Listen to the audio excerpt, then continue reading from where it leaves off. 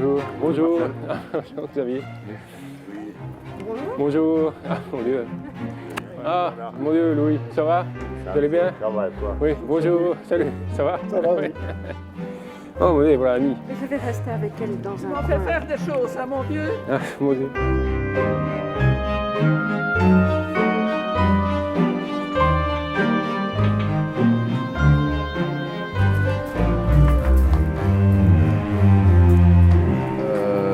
Moi, donc, j'habitais en ville avec ma femme, qui est créatrice de bijoux. Les bijoux de Lara, ça s'appelle. Que moi, je déteste. Je trouve que c'est moche ce qu'elle fait. On est amoureux, voilà. On a décidé de venir s'installer à la campagne, à Chapon-la-Roche.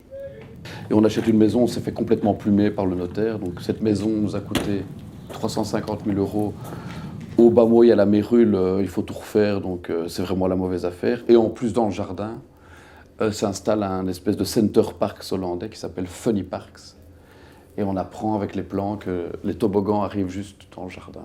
Et aujourd'hui, on tourne la scène où le bulldozer arrive et il commence les travaux d'aménagement du territoire, du sol, du jardin. Enfin, c'est la catastrophe.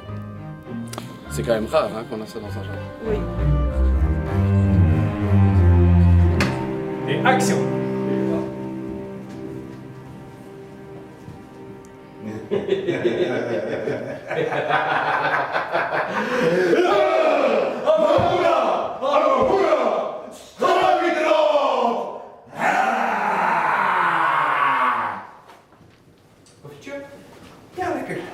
En fait, le tournage a été quand même sous une tension permanente qui était celle du temps qui manquait.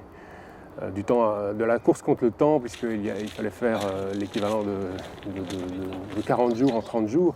Donc on a vécu comme ça, dans une course contre la montre permanente. En fait, on a déjà tout fait. Malgré ça, tout le monde est resté bien calme, bien concentré, et je pense qu'on avait des chefs de poste à tous les niveaux qui étaient tous des types très très calmes, très sereins, et qui s'entendaient et communiquaient très très bien. Ok. Et on peut demander au monsieur de Kircher la photo de travaux.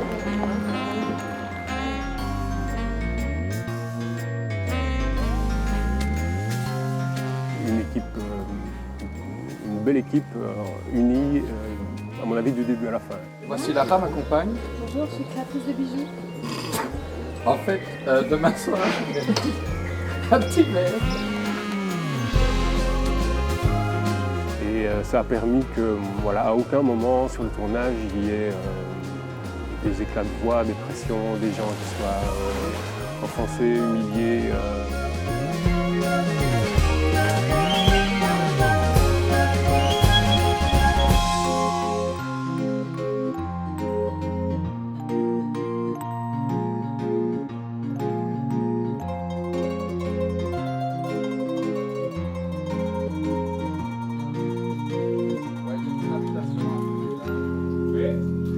C'est coupé, merci.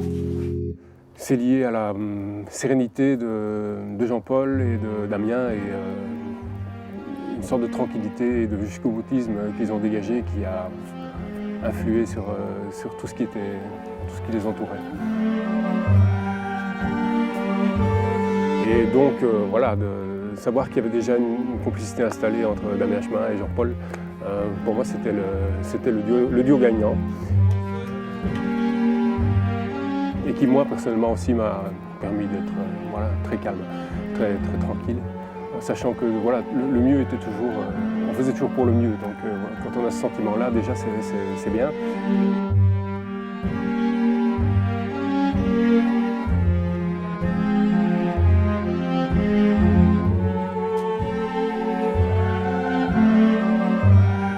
Qu'il soit à gauche. C'est un moyen rapide pour on peut se diriger. Sauf si lui sort le premier, se positionne ici, genre, t'as vu? Alors, attends, elle sera là, donc lui il arrive là plus vite, et elle se met de l'autre côté alors. Ouais. Ah, mais c'est pas possible qu'il soit totalement statique, enfin, c'est pas possible qu'en attendant là, il faisait pas une réaction quand la porte s'ouvre. Je sais pas. Je cache pas que je cherche, que j'aime bien les têtes, que j'ai rencontré plusieurs fois Jean-Pierre Mocky, Notamment, je l'ai rencontré une fois lors d'un Tour de France. Et comme je l'avais déjà interviewé, je vais vers lui. Et il était avec une caméra, un caméscope. Et je lui dis, mais quoi, vous filmez, vous faites des repérages? Ah ben il me dit, moi j'ai toujours une caméra parce que, tu vois, moi je filme les gens, comme ça me permet de repérer des gueules et des façons de s'habiller et tout. Et de fait, quand on voit les films de Jean-Pierre Mocky, c'est jusqu'au la moindre Madame Pipi est croquée, et c'est quelqu'un avec une gueule. Je vous dérange ici? Pas du tout. Alors parfois c'est jusqu'à la caricature, il faut faire attention avec ça aussi, il ne faut pas non plus que l'aspect, les gueules finissent par déshumaniser, ou que ça devienne Groland. J'adore Groland, mais je dis que Groland c'est du sketch. Ici on est quand même dans une histoire qui essaie d'avoir un petit souffle, et des enjeux un peu humains.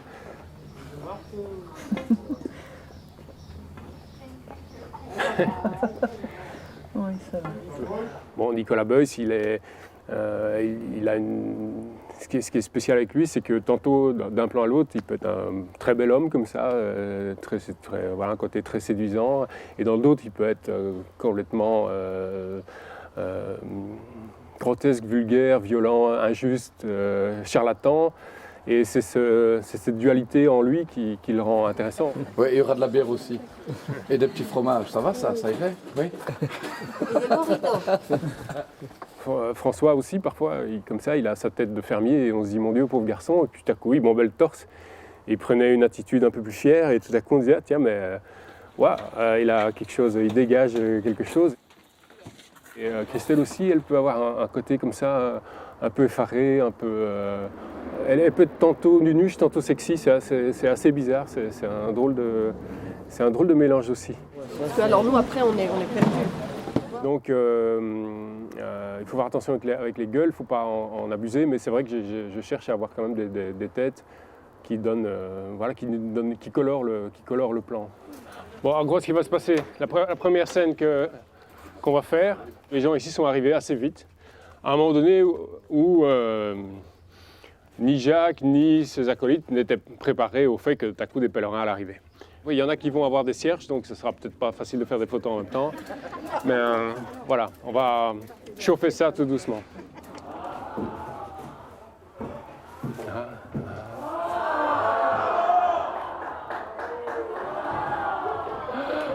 C'est un petit peu, dites un peu... Jacques soit un peu plus... Alors il va vous bénir. Bon. Il va vous saluer. Et puis à un moment, il ne sait plus quoi faire. Alors Brice va venir avec son parlophone, il va dire « À présent, Jacques va parler !» Là, il ne se passe rien en fait, il ne dit rien. Et puis il dira « Jacques a parlé !» Et là, vous applaudissez quand même s'il n'a rien dit. Voilà, Jacques a parlé!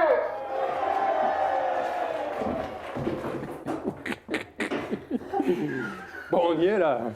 On va en faire une. Il apparaît. Et alors vous réagissez par des applaudissements et des acclamations, comme vous l'avez fait. Alors il ne faut pas faire des réflexions à Jacques lui-même, etc., parce que sinon ça devient un petit peu... comment dire, c'est pas un club de supporters non plus, c'est très, très pieux.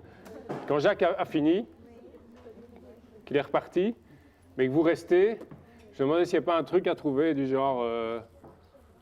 Jacques... Oui, c'est ça, il faudrait le réclamer, quoi. Voilà, on referme la fenêtre. Ouais. Et puis bon, on peut ellipse, les gens attendent, et puis les gens chantent un chant. Alléluia. Oui, d'accord. Ok. Voilà.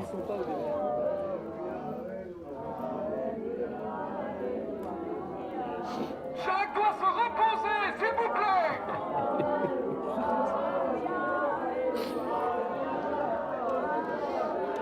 Coupé. C'est coupé, merci. Vite, ça ira,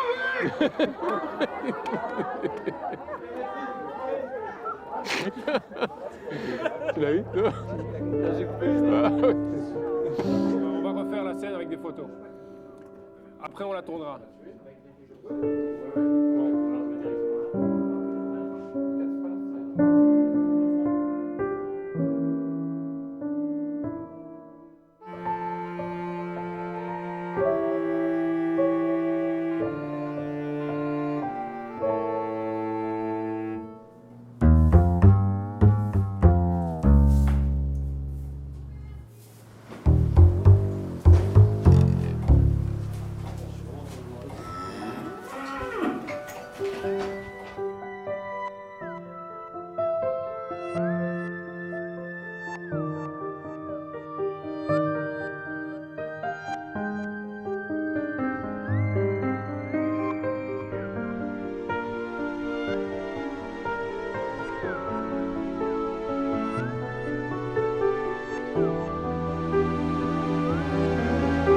Jacques, chapitre Jacques. Donc Jacques, au départ, c'est un ami d'enfance que je connais vraiment depuis toujours, parce que nos pères étaient à l'UNIF ensemble et qu'ils continuent à se voir avec les enfants un dimanche par an. Donc j'ai vu François grandir, même s'il était plus jeune que moi, puis je l'ai vu faire du théâtre amateur. Et je l'ai toujours vu avoir envie de jouer. C'était quelqu'un qui préparait des sketchs, des imitations. Il imite Bourvil, il imite Gainsbourg, c'est extraordinaire. Il a une tête particulière. Et quand j'ai voulu faire du cinéma, je me suis toujours dit que c'était le premier que je mettrais dans un film.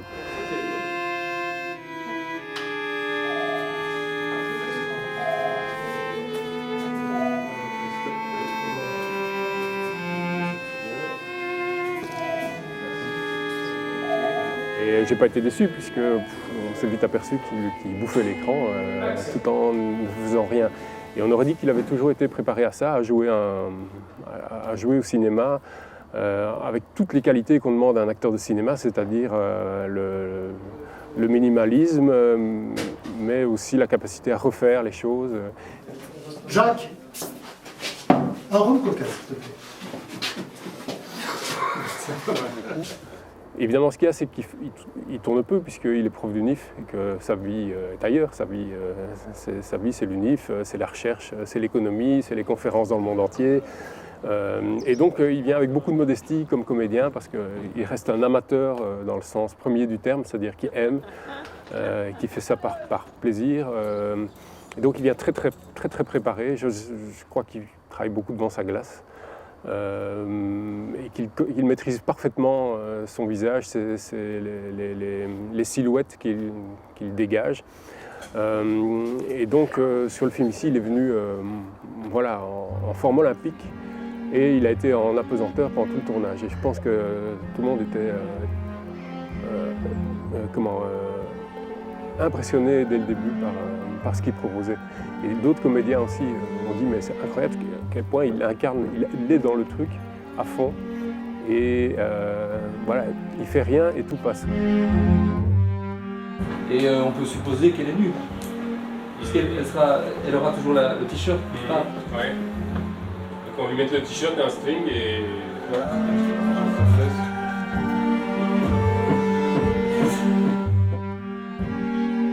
Aurélia ? Ouais. À la fin, tu le couches et puis tu sors du champ comme si tu allais à ta salle de bain. Ok, d'accord. Voilà. Ouais, c'est mieux qu'on te voit, sinon c'est quand même un peu... Ouais. Oui, voilà.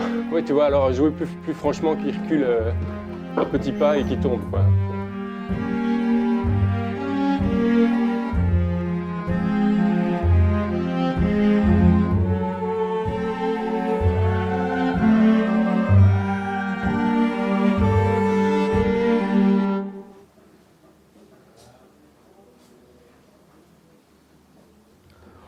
On est assez heureux de l'achat qu'on a fait, quoi. Je veux dire, 350 000 €. Nicolas ? Oui, attends, je suis occupé. C'est une blague. Oui, j'arrive.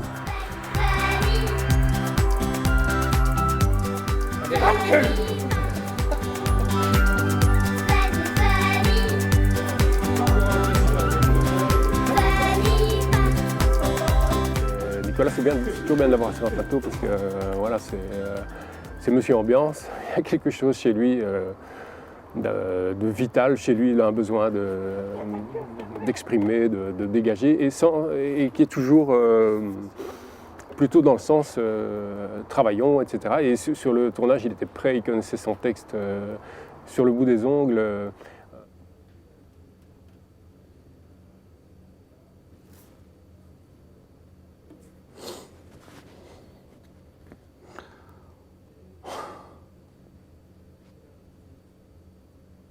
Les heures passent plus lentement à la campagne.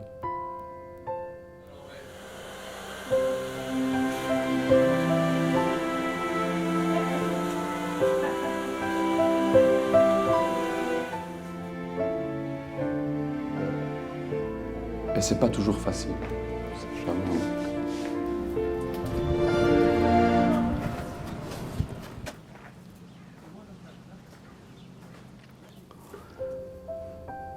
Une journée ici, c'est une journée, quoi. Tu l'as dans les pattes. En ville, tu as des choses qui se passent. Tu as des... À la campagne, une journée, c'est une vraie journée. Est-ce que ça vous va? Parce qu'on va pas rester des heures.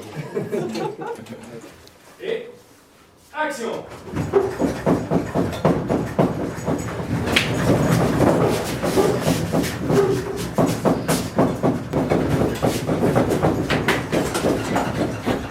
T'as racheté le papier toilette?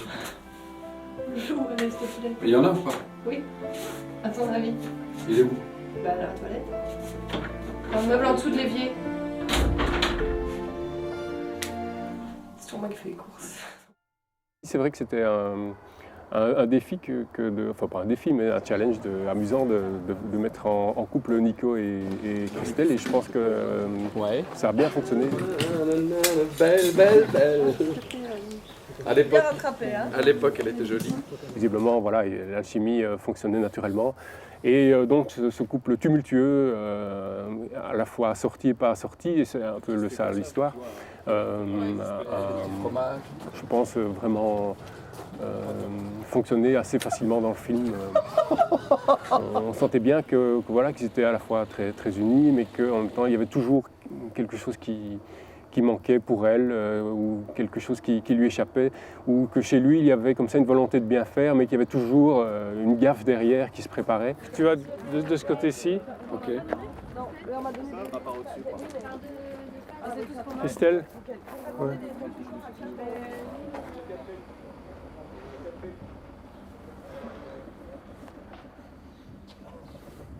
Bon, Christelle, donc toi tu es à droite et lui est à gauche, un peu en arrière. D'accord. Comme ça on ne doit pas faire un plan sur elle. Ok. C'est une villa, ça? Et puis vous redémarrez, mais vraiment, c'est les scouts qui approchent du manoir hanté. Hein.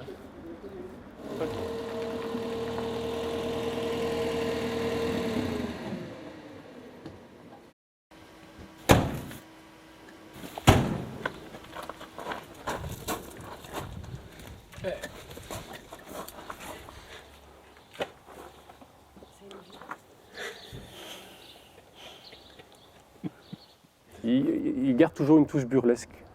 Donc il y a toujours voilà, une alchimie comique.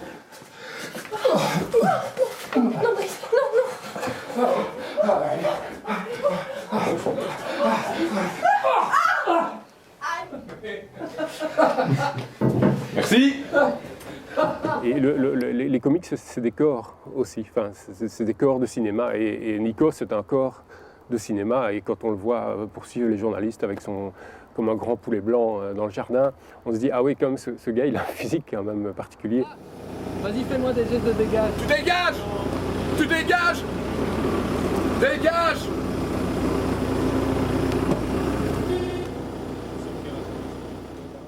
Et elle a, particulièrement dans des moments où elle ne fait pas grand-chose, on dit, tiens, elle a quand même elle dégage quelque chose de drôle, quoi. Et quand ils font alors quand ils s'aiment et qu'ils se déchirent, ça reste aussi drôle. En fait, il y a beaucoup d'avantages à être à la campagne, mais il y a beaucoup de désavantages aussi à être sur une ville, quoi. Ah, Loulou, t'es là. Voilà.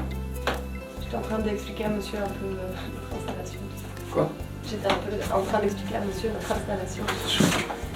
Non, non. Attends.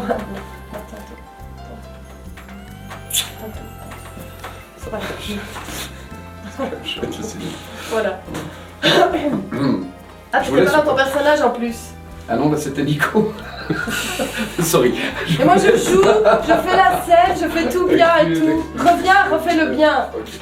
Fais une belle entrée. Ok.